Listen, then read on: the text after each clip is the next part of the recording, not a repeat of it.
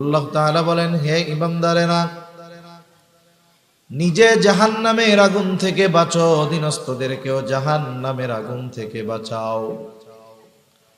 জাহান্নামের আগুন থেকে নিজে যদি বাঁচতে হয়, বলেন তো কেমনে বাঁচতে হবে? রাসূল আকরাম সাল্লাল্লাহু আলাইহি ওয়াসাল্লামের সাহাবীরা প্রশ্ন করতেছে, ইয়া রাসূলুল্লাহ, নিজেকে জাহান্নামের আগুন থেকে বাঁচাবো দ্বীনের উপরে চলার মাধ্যমে, শরীয়তের হুকুম আহকাম মেনে নেওয়ার মাধ্যমে। নিজেকে জাহান্নামের আগুন থেকে বাঁচাবো বুঝলাম, কিন্তু অধীনস্থদেরকে জাহান্নামের আগুন থেকে বাঁচাবো কেমনে? মুফাসসিরিনে কেরাম বলেন, এখানে উদ্দেশ্য হলো নিজে সৎ আমলের মাধ্যমে, নেক আমলের মাধ্যমে ঈমানদার নিজেকে জাহান্নামের আগুন থেকে বাঁচাবে, আর অধীনস্থদেরকে শরীয়তের দিক নির্দেশনা অনুযায়ী জাহান্নাম থেকে বাঁচানোর সর্বোচ্চ প্রচেষ্টা করবে। প্রথম প্রশ্ন হলো, নিজেকে যদি পরিপূর্ণ দ্বীনের উপরে পরিচালিত করতে হয়, হারাম হালাল জায়েজ না জায়েজ বেছে যদি চলতে হয়, একটু জবান খুলে জবাব দিবেন, বলেন তো ইলমে দ্বীন অর্জন করার দরকার আছে না নাই? নিজে দ্বীনের উপরে চলতে যেমন ইলমে দ্বীন দরকার, অধীনস্থদেরকেও দ্বীনের উপরে পরিচালিত করার জন্য ইলমে দ্বীন দরকার আছে না নাই? এজন্য স্বাভাবিক ভাষায় বলা হয় শিক্ষা জাতির মেরুদণ্ড। শিক্ষা জাতির কি মেরুদণ্ড? মূল বিষয় হলো আসলে কোন শিক্ষা জাতির মেরুদণ্ড। দুনিয়ায় তো শিক্ষার অভাব নাই। চোর হঠাৎ করেই চুরি করতে পারে না, তার জন্য চুরি শেখা লাগে, ঠিক কিনা বলেন?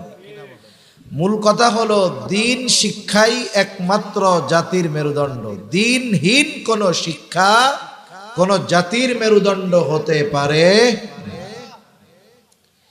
আপনি জাগতিক বিদ্যা অর্জন করেন, অসুবিধা নাই, তবে এই বিদ্যার মধ্যে দ্বীনের সমন্বয় থাকতে হবে। দ্বীনের সমন্বয় যদি না থাকে, ওই জাগতিক বিদ্যা দুনিয়া অর্জনে কাজে লাগতে পারে, কিন্তু আখিরাতে বাঁচার কোনো উপায় থাকবে না।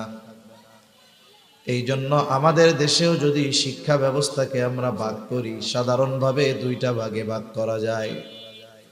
একটা হলো জাগতিক শিক্ষা, আর একটা হলো ধর্মীয় শিক্ষা।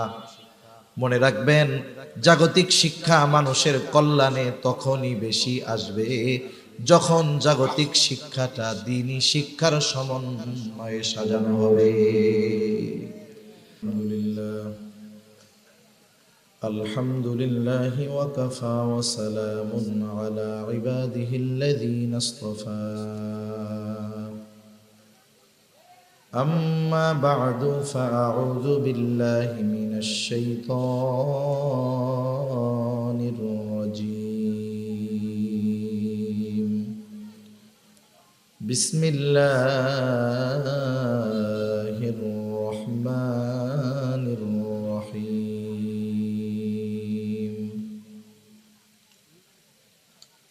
يا أيها الذين آمنوا قوا أنفسكم وأهليكم نارا وقودها الناس والحجارة. وقال تعالى: قل هل يستوي الذين يعلمون والذين لا يعلمون. وقال رسول الله صلى الله عليه وسلم: طلب العلم فريضة على كل مسلم، أو كما قال النبي صلى الله عليه وسلم. صدق الله العلي العظيم وصدق رسوله النبي الكريم، ونحن على ذلك من الشاهدين والشاكرين، والحمد لله رب العالمين. سبحانك لا علم لنا إلا ما علمتنا إنك أنت العليم الحكيم. আমরা মোহাব্বতের সাথে সবাই দুরূদ শরীফ পাঠ করি। আল্লাহুম্মা সাল্লি আলা মুহাম্মাদিন ওয়া আলা আলি মুহাম্মাদ কামা সাল্লাইতা আলা ইব্রাহিম ওয়া আলা আলি ইব্রাহিম ইন্নাকা হামিদুম মাজিদ। আল্লাহুম্মা বারিক আলা মুহাম্মাদিন ওয়া আলা আলি মুহাম্মাদ কামা বারাকতা আলা ইব্রাহিম ওয়া আলা আলি ইব্রাহিম ইন্নাকা হামিদুম মাজিদ। আলহামদুলিল্লাহ।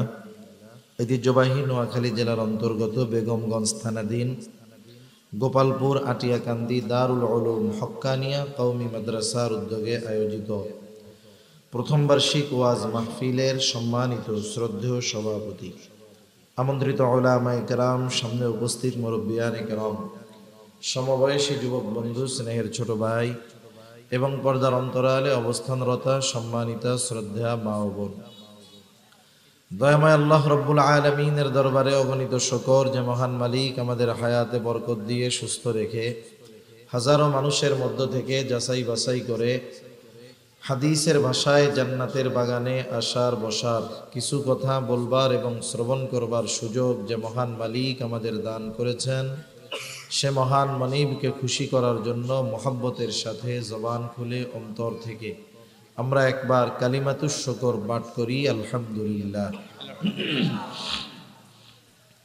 অগণিত দুরূদ ও সালাম সাইয়্যিদুল আম্বিয়া, আশরাফুল আম্বিয়া, খাতামুল আম্বিয়া, ইমামুল মুরসালিন, রহমাতুল লিল আলামিন মুহাম্মাদুর রাসূলুল্লাহ সাল্লাল্লাহু আলাইহি ওয়াসাল্লামের উপর আমি আপনাদের খেদমতে পবিত্র কোরআনুল কারীমের দুই জায়গা থেকে দুইটা আয়াতের অংশ ও রাসূল আকরাম সাল্লাল্লাহু আলাইহি ওয়াসাল্লামের অগণিত হাদিস থেকে একটা হাদিস পাঠ করেছি। আল্লাহ তাআলার কাছে তৌফিক চাই, আল্লাহ তাআলা কিছু কথা আমাকে অল্প সময়ের মধ্যে বলার তৌফিক দেন, যে কথাগুলো আমাদের সবার দুনিয়া এবং আখিরাতের জন্য কল্যাণকর হয়। সকলে বলি আমিন। সম্মানিত উপস্থিতি, এ দুনিয়াতে আমরা এসেছি অল্প কিছু সময়ের জন্য এবং একটা সময় এ দুনিয়া থেকে আমাদের সবাইকে চলে যেতে হবে। এই দুনিয়াতে হাজারো বিষয়ের ব্যাপারে হাজারো মতভেদ, মতানৈক্য, মতবাদ এ দুনিয়াতে আছে। এমনকি এ দুনিয়াতে এই মতবাদ মতভেদও আছে যে স্রষ্টার অস্তিত্ব আছে না নাই। একদল আছে নাস্তিক, যারা বলে স্রষ্টা বলে কিছুই নাই। আল্লাহ তাআলাকে অস্বীকার করার লোক এ জমিনে অনেক আছে, কিন্তু মৃত্যু এমন একটি বিষয় যেই বিষয়কে অস্বীকার করার মতো এই পৃথিবীতে একজন মানুষও নাই। এ দুনিয়া থেকে আমাদেরকে চলে যেতে হবে, এটা চিরন্তন এক সত্য কথা। এখন কথা হলো, এ দুনিয়ায় কি আমাদের সবকিছুর শেষ, বা দুনিয়ায় মৃত্যুর সাথে সাথেই সবকিছুই কি একেবারে ধ্বংস নিঃশেষ হয়ে যাবে? না, বরং মৃত্যুর মাধ্যমে নতুন আর এক বিষয়ের সূচনা হবে। এবং একটা মানুষ এই দুনিয়ার অল্প হায়াতে কি কর্ম করেছে, কি রেখে গেছে, এগুলোর উপরে বিবেচনা করে তার পরকালীন জীবনের অধ্যায় শুরু হবে। কোনো ব্যক্তি যদি দুনিয়াতে ভালো কর্ম, ভালো আমল করে গিয়ে থাকে, তাহলে মৃত্যু পরবর্তীকালীন যেই জিন্দেগি, এটা তার জন্য সুখময়, আনন্দময়, স্বাচ্ছন্দ্যময় হয়ে যাবে। কিন্তু একটা মানুষ যদি এই দুনিয়ার জগৎ হেলায় ফেলায় কাটিয়ে দেয়, যেমনটা মন চায় তেমনটাই করে, বলেন তো তার জন্য আখিরাত সহজ হবে না কঠিন হবে? নিঃসন্দেহে কঠিন হবে। এ দুনিয়াতে এমন একটা বিষয় আমরা অনেক সময় চিন্তা করি যে আমরা আমাদের প্রত্যেকের হিসাব নিজেরটা নিজে দিব, অন্যদের বিষয় নিয়ে হয়তো আমাদের কোনো টেনশন নাই, চিন্তা নাই। অথচ কোরআনুল কারীম এই নির্দেশনা আমাকে আপনাকে দিচ্ছে যে আমি আপনি শুধু নিজে জাহান্নাম থেকে বাঁচলে হবে না, নিজেই শুধু জান্নাতে যাওয়ার চেষ্টা করলে হবে না, বরং আমার অধীনস্থ যারা আছে এদেরকেও জাহান্নাম থেকে বাঁচানোর ফিকির করার দরকার আছে না নাই? রাসূল আকরাম সাল্লাল্লাহু আলাইহি ওয়াসাল্লাম বলেন, কুল্লুকুম রাঈন ওয়া কুল্লুকুম মাসউলুনা আন রাইয়াতিহি। নবীজি বলেন, প্রত্যেকটা মানুষ দায়িত্বশীল এবং প্রত্যেককে তার দায়িত্বের ব্যাপারে জিজ্ঞাসা করা হবে। আল্লাহ তাআলা কোরআনুল কারীমের মধ্যে বলেন, হে ঈমানদারেরা, তোমরা নিজেরা জাহান্নামের আগুন থেকে বাঁচো, অধীনস্থদেরকেও জাহান্নামের আগুন থেকে বাঁচাও। আল্লাহ তাআলা বলেন, ইয়া আইয়ুহাল্লাযীনা আমানু কু আনফুসাকুম ওয়া আহলিকুম নারা। আল্লাহ তাআলা বলেন, হে ঈমানদারেরা, নিজে জাহান্নামের আগুন থেকে বাঁচো, অধীনস্থদেরকেও জাহান্নামের আগুন থেকে বাঁচাও। জাহান্নামের আগুন থেকে নিজে যদি বাঁচতে হয়, বলেন তো কেমনে বাঁচতে হবে? রাসূল আকরাম সাল্লাল্লাহু আলাইহি ওয়াসাল্লামের সাহাবীরা প্রশ্ন করতেছে, ইয়া রাসূলুল্লাহ, নিজেকে জাহান্নামের আগুন থেকে বাঁচাবো দ্বীনের উপরে চলার মাধ্যমে, শরীয়তের হুকুম আহকাম মেনে নেওয়ার মাধ্যমে। নিজেকে জাহান্নামের আগুন থেকে বাঁচাবো বুঝলাম, কিন্তু অধীনস্থদেরকে জাহান্নামের আগুন থেকে বাঁচাবো কেমনে? মুফাসসিরিনে কেরাম বলেন, এখানে উদ্দেশ্য হলো নিজে সৎ আমলের মাধ্যমে, নেক আমলের মাধ্যমে ঈমানদার নিজেকে জাহান্নামের আগুন থেকে বাঁচাবে, আর অধীনস্থদেরকে শরীয়তের দিক নির্দেশনা অনুযায়ী জাহান্নাম থেকে বাঁচানোর সর্বোচ্চ প্রচেষ্টা করবে। প্রথম প্রশ্ন হলো, নিজেকে যদি পরিপূর্ণ দ্বীনের উপরে পরিচালিত করতে হয়, হারাম হালাল জায়েজ না জায়েজ বেছে যদি চলতে হয়, একটু জবান খুলে জবাব দিবেন, বলেন তো ইলমে দ্বীন অর্জন করার দরকার আছে না নাই? নিজে দ্বীনের উপরে চলতে যেমন ইলমে দ্বীন দরকার, অধীনস্থদেরকেও দ্বীনের উপরে পরিচালিত করার জন্য ইলমে দ্বীন দরকার আছে না নাই? এজন্য স্বাভাবিক ভাষায় বলা হয় শিক্ষা জাতির মেরুদণ্ড। শিক্ষা জাতির কি মেরুদণ্ড? মূল বিষয় হলো আসলে কোন শিক্ষা জাতির মেরুদণ্ড। দুনিয়ায় তো শিক্ষার অভাব নাই। চোর হঠাৎ করেই চুরি করতে পারে না, তার জন্য চুরি শেখা লাগে, ঠিক কিনা বলেন? মূল কথা হলো দ্বীন শিক্ষাই একমাত্র জাতির মেরুদণ্ড। দ্বীনহীন কোন শিক্ষা কোন জাতির মেরুদণ্ড হতে পারে। আপনি জাগতিক বিদ্যা অর্জন করেন, অসুবিধা নাই, তবে এই বিদ্যার মধ্যে দ্বীনের সমন্বয় থাকতে হবে।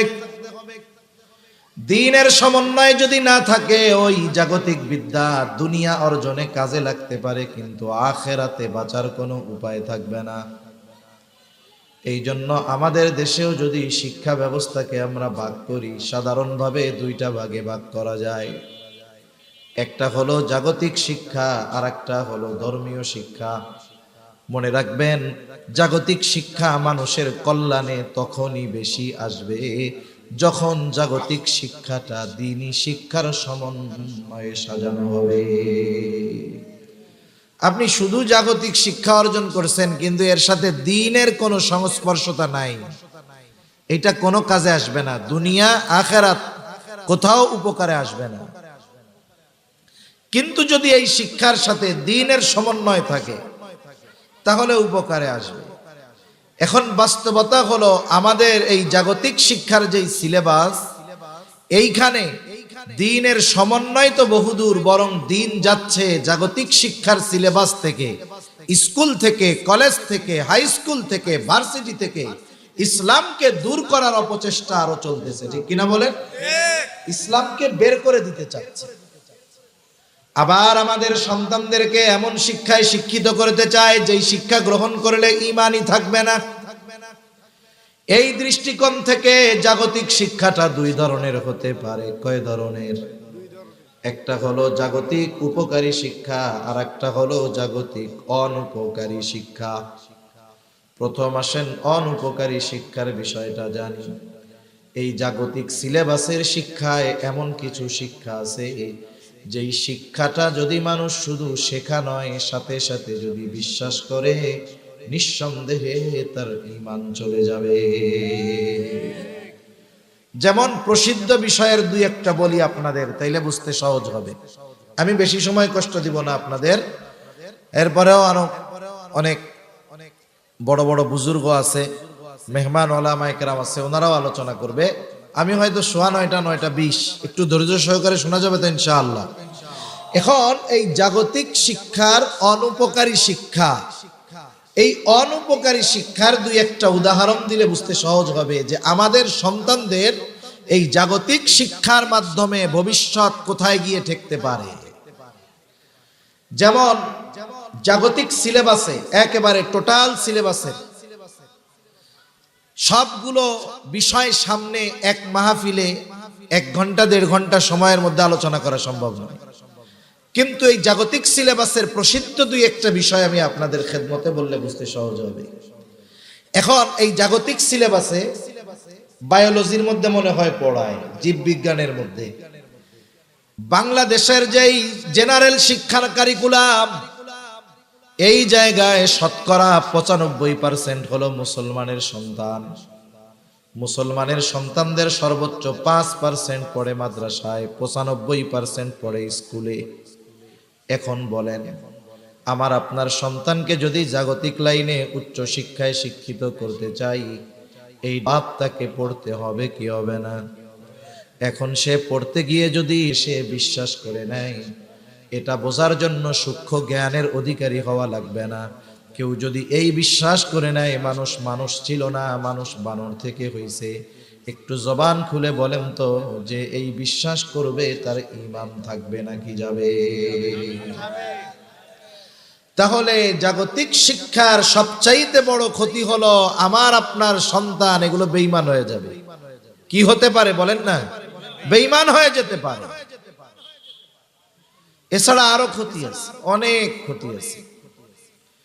এজন্য আমাকে আপনাকে, আমার আপনার দেশের শিক্ষা ব্যবস্থা, যেহেতু এদেশে 95% মুসলমানের সন্তান স্কুল কলেজে পড়ে, উচিত ছিল মুসলিমদের প্রয়োজনীয় শিক্ষা ব্যবস্থাকে সামনে রেখে আধুনিক শিক্ষার প্রণয়ন করা। কিন্তু আফসোস, আমার আপনার সন্তানদেরকে দিনহীন করার জন্য জেনারেল শিক্ষা কারিকুলামে যতটুকু দিন ছিল ওইগুলাও বের করার অপচেষ্টা চলতেছে। ঠিক কিনা বলেন? মাঝে মধ্যে খোসা মাইরা দেখে যে আপনাদের আমাদের ঈমান ঠিক আছে কিনা। মাঝে মধ্যে দেখে চোর যখন কোনো বাড়িতে চুরি করতে যায়, আপনাদের এলাকায় চুরি টুরি হয়, আগে যখন মানুষের মাটির ঘর ছিল তখন ওই শিং কাইটা চুরি করতো না? ওই কালের এক চোর রে মুরব্বীরা ধইরা জিজ্ঞাসা করছে, মানুষ তো ঘরের মধ্যে থাকে, তোরা কেমনে বুঝো যে এই বাড়িতে আজকে চুরি করা যাইব? এখন চোর বলতেছে যে চুরি করার আগে ওই বাড়িটা সে কয়েকবার আসে, ঘুরে টুরে দেখে যে বাড়ির অবস্থা কি। এখন চুরি করার নিয়তে একদিন আসছে, আসার পরে সে আগে টেস্ট করে যে ঘরের লোক সজাগ আছে কিনা। কেমনে করে? চুরি করার জন্য চোরের যেই কাজ, এর একটা আওয়াজ হবে, তো শব্দ হবে না? ও জানে যে আমার এই চুরির কার্য সম্পাদন করতে এতটুকু আওয়াজ হবে, ওই আওয়াজের চাইতে আর একটু বেশি জোরে সে আওয়াজ করে, বাড়ির দরজার মধ্যে আঘাত করে, নাইলে টিনের বেড়ার উপরে আঘাত করে। এখন বলেন তো, রাত 2টার সময় ঘরের মধ্যে কোনো মানুষ যদি সজাগ থাকে, এই রকম অনাকাঙ্ক্ষিত আওয়াজ যদি হয়, ওই বাড়ির মানুষ ঘরের বাইরে না আসলেও কমপক্ষে ঘরের মধ্য থেকে বলবে না, এই কে রে? বলে কি বলে না? এখন চোর এই আওয়াজের পরে যখন ঘরের মানুষের ঘরের থেকে আওয়াজ আসবে, এই কে রে, চোর কি বুঝবে বলেন তো? চুরি করা যাইব ওই বাড়ি? এবার চোর কি করবে? চলে যাবে। আপনাদের কি মনে হয় যে আজকে চলে গেল বিধায় আর এই বাড়িতে চুরি করতে আসবে না? বিষয়টা কি এরকম না? টার্গেট আছে, কিন্তু আজকে ওই টার্গেট পূরণ করতে পারবে না। কারণ কি? ঘরের মানুষ সজাগ। আর যদি ওই আওয়াজ 2-3 বার করার পরে ঘরের মানুষ বিদেশি কম্বলের তলে শীতে নাকটাইকা ঘুমায়, নাক ডেকে যদি ঘুমায়, চোর চিন্তা করবে আজকে তাহলে এই বাড়ি থেকে চুরি করতে কোনো অসুবিধা নেই। সিংহুইরা ঘরে ঢুকবে, যা মন চায় সব নিয়ে চলে যাবে। এই জন্য মাঝে মধ্যে ওরা মুসলমানদের সন্তানেরা যেই বইগুলো পড়বে ওই বইয়ের বাদ ঢুকায়া দেয়। বইয়ের পেজের মধ্যে, ইসলাম ধর্ম বইয়ের মধ্যে মূর্তির ছবি দিয়া দেয়। এগুলো দিয়ে মূলত আমাদের পরীক্ষা করে যে এই ধরনের কাজ করার পরে মুসলমান অভিভাবকদের পক্ষ থেকে কোনো প্রতিবাদ আসে কিনা। এইবার যখন ক্লাস 3-র মধ্যে ইসলাম ও নৈতিক শিক্ষা বইটা দিল, কাভার পেজের পেছনের কাভার পেজের ভেতরের অংশে দুর্গা মূর্তির ছবি। এ বাংলাদেশের মানুষ হয়তো ইবাদতে দুর্বল, কিন্তু দ্বীনের ব্যাপারে, ইসলামের ব্যাপারে এদের অন্তরের মধ্যে মহব্বত আছে না নাই? মানুষেরা ফুসলে উঠছে, পরের দিনই বইগুলো উঠায় নেওয়া শুরু করছে। আর বলতেছে এইগুলা ভুলে হইছে। কিসে হইছে বলেন? ভুলে হইছে। ভুলে শুধু মুসলমানদের বইয়ের মধ্যে মূর্তি আসে, কিন্তু ভুলে কোনোদিন অন্য ধর্মের বইয়ের মধ্যে আমাগো কাবা মসজিদের ছবি যায় না। ভুল এতই দুষ্টু, খালি মুসলমানদের বইয়ের মধ্যে হয়, অন্য জায়গা হয় না। আর যদি মুসলমান চুপ থাকতো, কথা না বলতো, স্বীকার কইরা নিত এটা ভুল, তাহলে দিন যাইতো আস্তে আস্তে আরো অন্য কিছু বইয়ের থেকে বের করে নতুন কিছু ঢুকায় দেওয়া হতো। ঠিক কিনা বলেন? সেজন্য সাবধান, আমাকে আপনাকে সজাগ থাকতে হবে, হুঁশ থাকতে হবে। কারণ আমার আপনার সন্তান এই বইগুলো যখন পড়বে, ওইগুলোর বিশ্বাস যখন তাদের মধ্যে আসবে, হতে পারে ওই বিশ্বাস তার ঈমান ধ্বংসের কারণ হতে পারে। আরো কত কিছু এই জাগতিক শিক্ষার মধ্যে শিখায়, এ কথা সব এক মজলিসে বলা সম্ভব না। বইয়ের মধ্যে যেই ছবিটা থাকে, ছবি, এই ছবিটাও যেই ক্লাসের বই, ওই ক্লাসের বাচ্চাদের জন্য শিক্ষার বিষয়। ওই ছবির মধ্যেও কি থাকে? শিক্ষা থাকে। যেমন স্কুলের 7ম শ্রেণীর একটা বইয়ের নাম হলো ইতিহাস ও সামাজিক বিজ্ঞান। ইতিহাস ও সামাজিক বিজ্ঞান। এখন এই বইয়ের কাভার পেজে একটা মেয়ের ছবি দেওয়া আছে, ক্লাস 7-এর বই। মেয়েটার পরনে হলো হাফ প্যান্ট। কি প্যান্ট বলেন? Half pant. ক্লাস 7-এ যারা পড়ে, বলেন তো এরা কি খুকি নাকি প্রাপ্তবয়স্ক? নিঃসন্দেহে মেয়েটা যে 7-এ পড়ে, কমপক্ষে তার 13 থেকে 14 বছর হবে। যেই ছেলেটা পড়ে, কমপক্ষে তার 13 থেকে 14 বছর হবে। 13-14 বছর বয়সে ছেলে মেয়ে অধিকাংশ ক্ষেত্রে বালেগ হয়ে যায়, প্রাপ্তবয়স্ক হয়ে যায়। হাদিসের মধ্যে আসছে আহাদুল বুলুগ, বালেগ হওয়ার সীমা রেখা হলো 15 বছর। তবে এটা সূর্যের হিসাবে নয়, সৌর হিসাবে নয়, চন্দ্র হিসাবে। চন্দ্র হিসাবে যদি 15 বছরে বালেগ হয়, তাহলে ইংরেজি হিসাব যেটা, ওটাতে হয় 14.5 বছর। কয় বছর? তার মানে 14.5 বছর বয়সে একটা ছেলে বালেগ হয়ে যায়, এর আগেও হতে পারে। একটা ছেলে মেয়ে যখন বালেগ হয় না, শিশু থাকে, নাবালেগা থাকে, তখন তাদের উপরে শরীয়তের কোনো হুকুম সাব্যস্ত হয় না। কিন্তু যেই ছেলে, যেই মেয়েটা বালেগ, বলেন তো কোন ছেলে যদি প্রাপ্তবয়স্ক হওয়ার পরে হাঁটু বাহির কইরা হাঁটে, তার গুনাহ হবে কি হবে না? প্রাপ্তবয়স্ক হওয়ার পরে ওই ছেলেটাকে সতর ঢাইকা চলতে হবে, কমপক্ষে নাভি থেকে হাঁটুর নিচ পর্যন্ত ঢেকে রাখতে হবে। আর যদি মেয়ে হয়, তার গোটা দেহটাকে ঢেকে রাখতে হবে। এমনকি একজন সাবালিকা বালেগা মেয়ের কণ্ঠস্বরটাও মোটামুটি সতর। কারণ এদেশে বহুত মানুষ শুধু কণ্ঠস্বর শুনে পাগল হয়ে গেছে। আমাদের অঞ্চলে এক জায়গায় ঘটনা ঘটছে, আগে যখন ওই যে মোবাইল ছিল, 300 টাকায় 45 না 47 মিনিট, ওই জামানায় একজন মেয়ের সাথে কথা বলছে দীর্ঘকাল।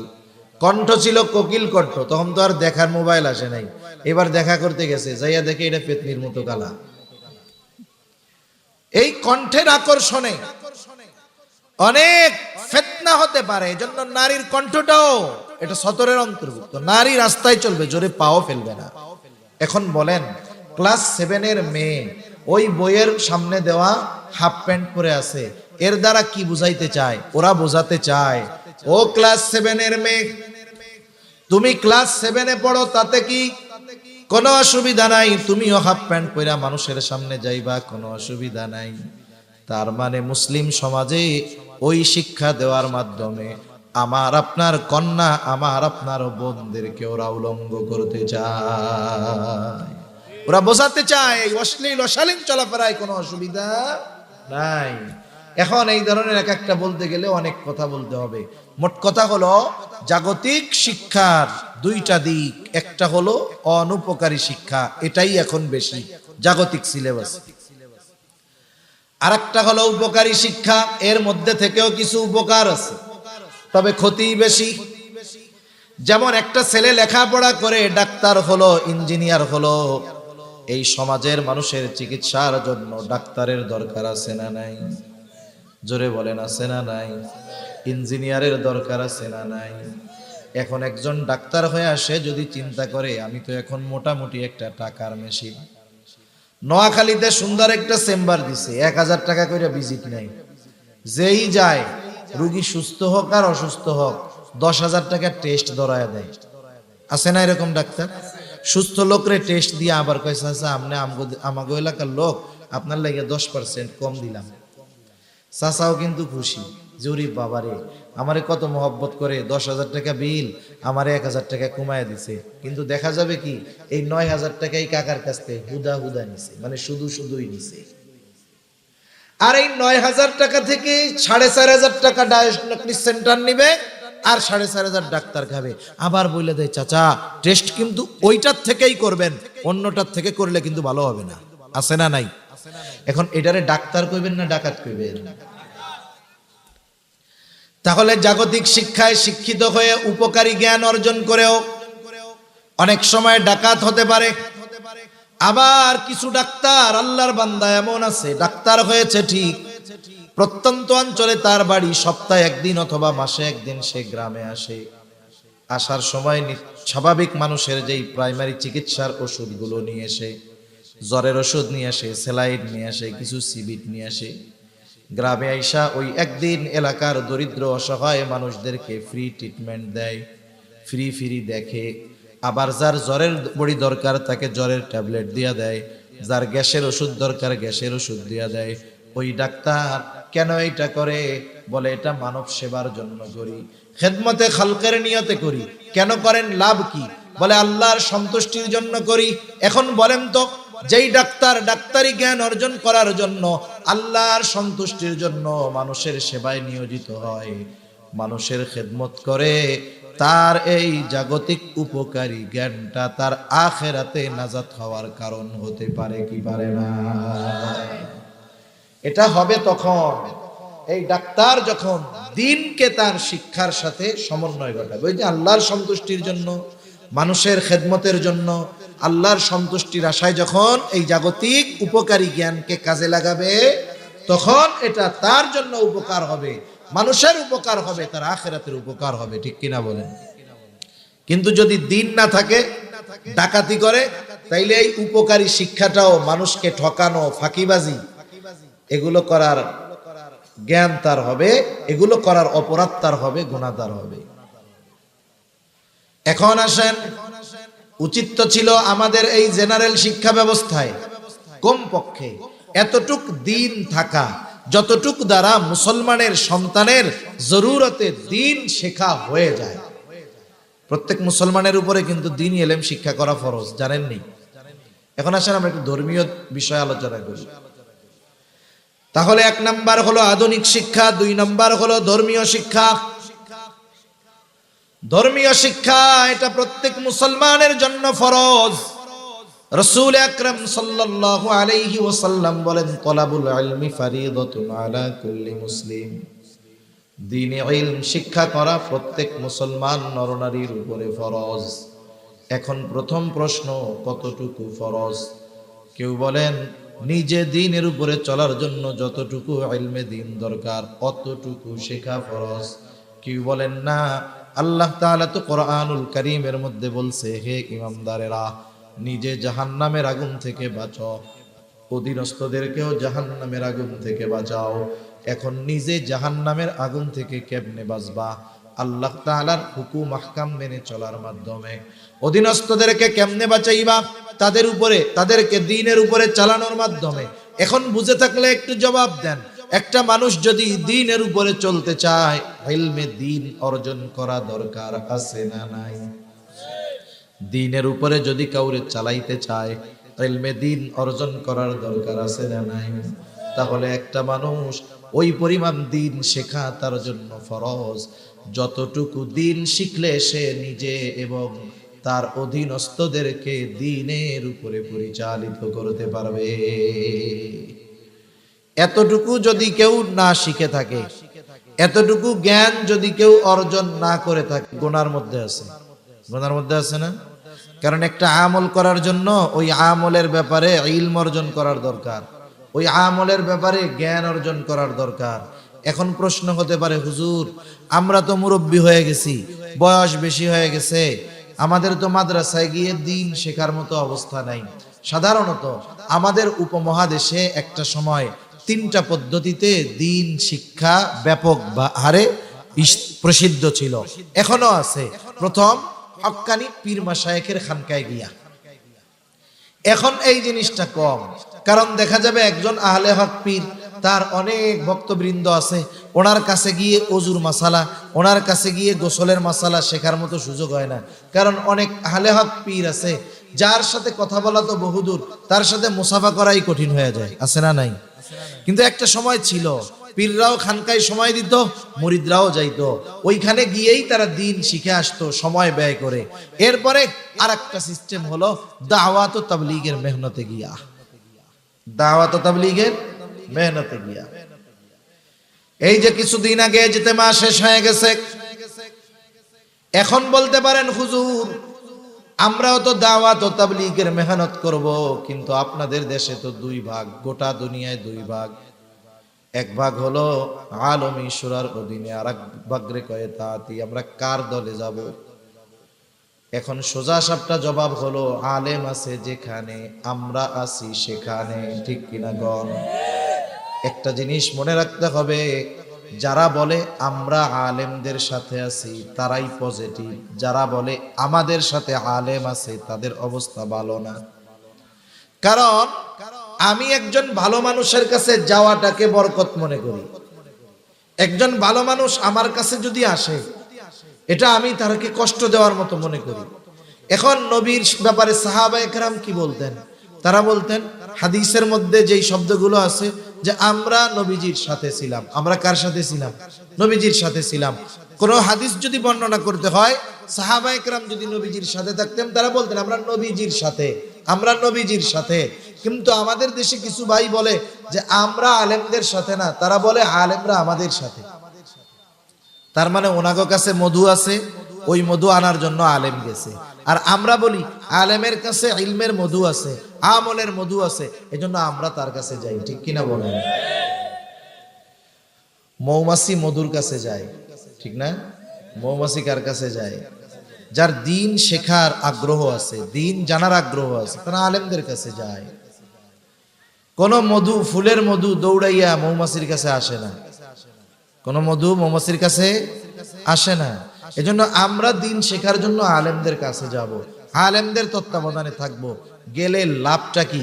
আমি আমার জীবনের অভিজ্ঞতা আপনাদের শুনাই। এই মাঝে মধ্যে মাদ্রাসা থেকে যখন বাড়িতে যাইতাম, আমি তাবলীগে সময় দিতাম, 3 দিন করে দিতাম। 1 সপ্তাহ ছুটি, 3 দিন সময় লাগাইতাম। তা উলামায়ে কেরাম বেশ কয়েকজন ছাত্রও যাইতো, আমার সাথে সাথে এলাকার মুরব্বী যারা চাচারা দাদারা আছে, ওনারাও মোহাব্বত করে কইতো ঠিক আছে তাইলে আমরাও যাব। এখন ওনারা যাইতো, আমরা ওনাদের আমলি ব্যাপারে নজর রাখতাম যে নামাজ পড়তেছে হচ্ছে কিনা, ঢিলা কুলুক ঠিক মতো নিচ্ছে কিনা। একদিন এক মুরব্বী সম্পর্কে আমার দাদা যাচ্ছে বাথরুমে 2 নাম্বার করতে। কয় নাম্বার করতে? এটা 2 নাম্বার কেন বলে বলেন তো? এখানে যাইয়া 1 কাম করা যায় না, 2 কাম করতে বাধ্য হয় মানুষ। প্রস্রাব করতে গিয়া 1 কাজ করা যায়, কিন্তু দুনিয়ার এমন কোন বীর মুজাহিদ আছে নাকি? দেখাই দেন তো যে না হুজুর উনি বাথরুমে গিয়া শুধু পায়খানা করছে কিন্তু একটুও প্রস্রাব বাইর হয় নাই। এরকম 2-1 জন বীর আপনাদের এলাকায় আছে? খুঁজে পাওয়া যাবে না। ওই কাজ করতে গেলে 2 কাজ হবেই। এখন এই জন্য 2 নাম্বার দেখায় আর কি। এখন চাচা আমার যাচ্ছে বাথরুমের দিকে, দাদা আমি জিজ্ঞাসা করতেছি দাদা কই যান? আমারে দেখায় 2 নাম্বারে যাই। এখন তো শহরে টিস্যু পেপার, কিন্তু গ্রামে এখনো মাটির ঢিলা ব্যবহার করা হয়, মাটির ঢিলা। এখন আমি এমনিই জিজ্ঞাসা করতেছি হাতের মধ্যে কি কয় ঢিলা? আমারে দেখাইলো কয়টা? আমি দেখলাম 3টা। এখন আমি দাদারে জিজ্ঞাসা করি দাদা আপনি কি ওইখানে গিয়ে শুধু পায়খানাই করেন, প্রস্তাব মনে হয় করেন না? কই কেন? আমি কি আপনি যখন শুধু প্রস্রাব করেন আপনার কি ঢিলা ব্যবহার করা লাগে? কই লাগে তো। আমি যদি প্রস্রাব করে একটু ঢিলা ব্যবহার না করি, একটু নড়াচড়া না করি, তাইলে প্রস্রাবের নালী দিয়ে, প্রস্রাবের রাস্তা দিয়ে প্রস্রাব বের হয়। এখন বলেন, নামাজ ফরজ হওয়ার, নামাজের যেই ফরজগুলো আছে, নামাজ হওয়ার জন্য যেই বিষয়গুলো ফরজ, এর মধ্যে অন্যতম একটি ফরজ হলো শরীর পাক, কাপড় পাক। এখন এক ফোঁটা প্রস্রাব যদি লুঙ্গির উপরে পড়ে, ওই ফোঁটা কি জায়গায় থাকে না ছড়ায়া যায়? যতটুকু জায়গায় ছড়ায়া যায়, ওই পোশাকের দ্বারা নামাজ না হওয়ার জন্য এটা যথেষ্ট। কথা বুঝেন নাই? এখন আমি দাদারে জিজ্ঞাসা করতেছি, আপনি পায়খানায় গেলেন, ঢিলা 3টা ব্যবহার করবেন, কই কই পায়খানার রাস্তায়। আমি কই প্রস্রাব করার পরে আপনার প্রস্রাব বের হয়, ঢিলা ব্যবহার করা লাগে, নড়াচড়া করেন, কিন্তু পায়খানায় যাইয়া যেই প্রস্রাব করেন ওই প্রস্রাব মনে হয় বের হওয়ার সম্ভাবনা নাই। এইবার মুরব্বীর টনক নড়ে গেছে, কারণ এতকাল বাথরুমের মধ্যে গিয়া শুধু 3 ঢিলা পায়খানার রাস্তায়